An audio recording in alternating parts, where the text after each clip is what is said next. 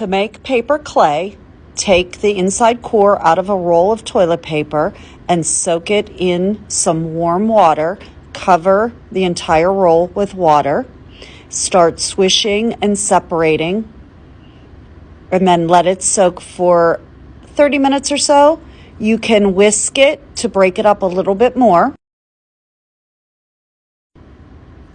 You can dump it into a colander, squeeze out the excess water, return it to the bowl when done. Break up the large chunks.